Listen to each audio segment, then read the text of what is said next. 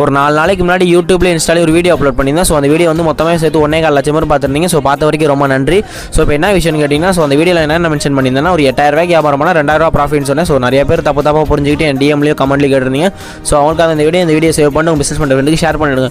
So I guys, இது டே 5 என்னால் முடியும் பிஸ்னஸ் பிளாக் சேனல். ஸோ எப்போலாம் மார்க்கெட் கொஞ்சம் சீக்கிரம் ஒன்று நேரம் தக்காளிகளை போய் தக்காளி பர்ச்சேஸ் பண்ணோன்னே, ஸோ காய்கறிலாம் செக் பண்ணதுக்கப்புறமே லோட் பண்ண சொல்லி லோடு எடுக்க ஆரம்பிச்சாச்சு. ஸோ லோடு எடுத்தோன்னே அந்த லோடு ஆட்டோவில் ஏற்றுமேன்னு சொல்லிட்டு நேராக ஆட்டோவில் ஏற்றி நம்ம நேராக கடைக்கு போகணும்னு சொல்லிட்டு கடைக்கு கிளம்பியாச்சு. ஸோ போகிற உள்ள சமமாக அந்த ஆளுங்க அடிச்சு முடிச்சு போகிறதுக்கடி போதும் ஆயிடுச்சு.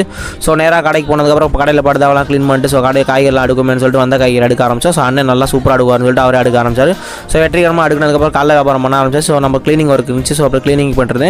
ஸோ இப்போ என்ன கேட்டிருந்தீங்கன்னு வச்சுக்கோங்களேன், காய் பிஸ்னஸை பொறுத்த வரைக்கும் எந்த பிஸ்னஸ் எப்படியும் தெரியாது. காய் பிஸ்னஸை வரைக்கும் நீங்கள் காய் எடுத்து அப்பயே விற்றா நல்ல ப்ராஃபிட். அதில் இல்லை ப்ராஃபிட் எதுலையுமே இல்லை. ஸோ நான் அடிச்சு சொல்கிறேன், எந்த பிஸ்னஸில் ப்ராஃபிட் இதில் கிடைக்கும். ஆனால் நீங்கள் காய் எடுத்து அன்றைக்கே விற்றரணும். ஸோ அன்றைக்கி வந்து நான் 8000 ரூபாய்க்கு நம்ம காய் போட்டிருந்தேன். 2000 ரூபாய்க்கு இருந்தால் மிச்ச காய் எல்லாமே எனக்கு ப்ராஃபிட் தான்.